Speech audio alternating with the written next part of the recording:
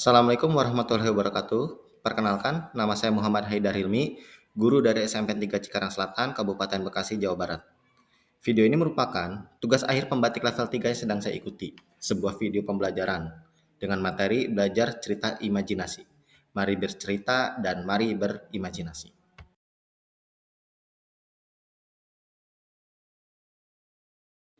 Cerita imajinasi, disebut juga cerita fantasi, adalah bahan tertulis yang berbentuk karangan atau tulisan untuk menuturkan, menggambarkan, atau membayangkan berbagai perbuatan, pengalaman, dan kejadian berupa angan-angan, hayalan, imajinasi, atau rekaan belaka. Secara lebih sederhana, teks cerita fantasi merupakan jenis teks yang dibuat berdasarkan daya imajinasi penulisnya. Oleh karena itu, hal-hal yang diceritakan dalam teks cerita fantasi adalah hal yang tidak nyata atau fiksi. Tujuan cerita imajinasi. Karena teks cerita fantasi ini sifatnya imajiner atau cerita yang dibuat berdasarkan hayalan si penulis. Jadi, tujuan teks cerita fantasi adalah untuk menghibur para pembaca serta meningkatkan daya imajinasi pembaca. Ciri-ciri cerita fantasi. Pertama, mengandung keanehan, keajaiban atau kemisteriusan. Kedua, memiliki ide cerita. Ketiga, menggunakan latar lintas ruang dan waktu. Keempat, tokoh yang unik dan sakti. Kelima, bersifat fiksi. Keenam, menggunakan bahasa variatif, ekspresif, dan ragam percakapan sehari-hari. Jenis-jenis cerita fantasi berdasarkan latar cerita. Pertama, latar lintas waktu masa lampau. Latar ceritanya berada di masa lampau. Kemudian ada latar waktu sejaman. Latar ceritanya seperti kita saat ini dan sedang kita lihat secara langsung. Kemudian yang ketiga, latar lintas waktu futuristik. Latar yang digunakan adalah zaman yang akan datang atau belum kita tahu seperti apa kehidupan itu.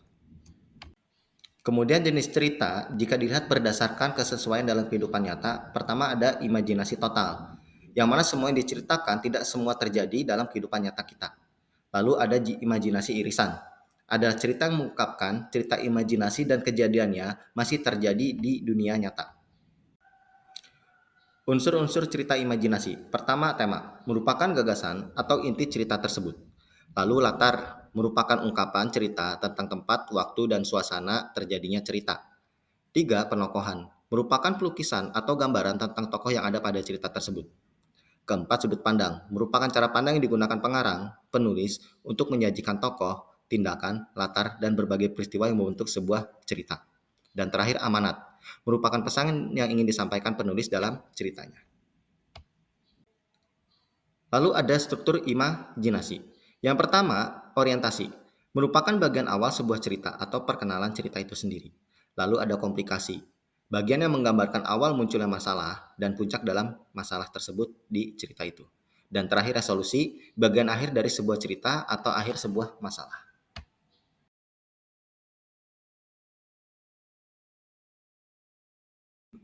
Berdasarkan KBBI, dongeng adalah sebuah cerita yang tidak benar-benar terjadi, terutama kejadian di zaman dahulu yang aneh.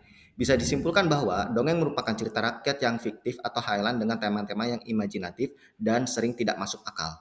Kebanyakan cerita dongeng, baik itu lisan maupun tulisan, tidak dapat dikenali siapa pengarangnya.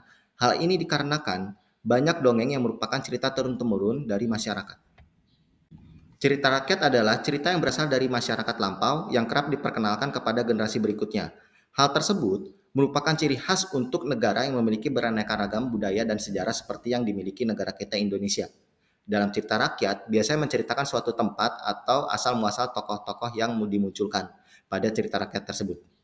Tokoh cerita rakyat disampaikan tersebut bisa dalam bentuk manusia, binatang, hewan, dewa, dan sebagainya. Jadi, dongeng merupakan bagian dari cerita rakyat itu sendiri dan keduanya merupakan bagian dari cerita imajinasi atau cerita fantasi. Jenis cerita rakyat di Indonesia. Pertama ada mitos atau mite. Merupakan cerita prosa rakyat yang dianggap benar-benar terjadi serta dianggap suci oleh orang yang punya cerita. Mite atau mitos ditokohi oleh dewa atau makhluk setengah dewa. Peristiwa terjadi di dunia lain atau di dunia yang bukan seperti yang kita kenal sekarang dan terjadi pada masa lampau. Mitos biasanya mengisahkan terjadinya alam semesta, manusia pertama, binatang, gejala alam, dan lain sebagainya. Kemudian ada legenda. Adalah cerita prosa rakyat yang dianggap oleh yang punya cerita sebagai suatu yang sungguh-sungguh pernah terjadi. Legenda adalah cerita yang mengisahkan sejarah suatu tempat atau peristiwa zaman silam. Legenda adalah cerita prosa rakyat yang mempunyai ciri-ciri yang mirip dengan mite, yaitu dianggap pernah benar-benar terjadi tetapi tidak dianggap suci. Lalu ada fabel. Dapat dipahami sebagai sebuah cerita rakyat tentang binatang yang berperan sebagai tokoh utama. Cerita yang disajikan fabel pada dasarnya mirip seperti manusia. Hanya saja, cerita fabel semuanya diperankan oleh binatang. Lalu ada epos. Epos adalah cerita rakyat yang panjang dan kompleks yang menceritakan tentang peristiwa-peristiwa heroik, petualangan, dan mitologi. Epos seringkali mengisahkan tentang pahlawan atau tokoh utama yang melakukan perjalanan yang menentang kekuatan jahat atau menghadapi tantangan yang begitu besar. Kemudian ada parabel.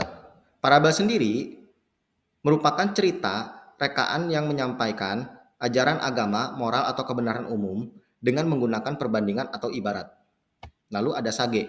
Dapat diartikan sebagai salah satu cerita rakyat yang memiliki kisah atau cerita yang mengandung nilai sejarah.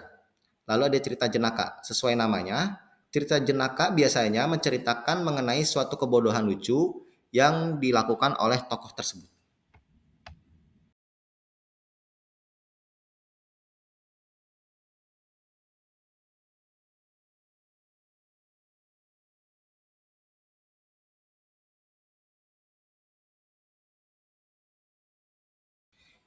Demikian video pembelajaran yang saya sampaikan. Semoga bermanfaat dan penuh berkah.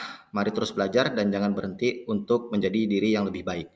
Mari bercerita dan mari berimajinasi. Terima kasih dari saya. Assalamualaikum warahmatullahi wabarakatuh.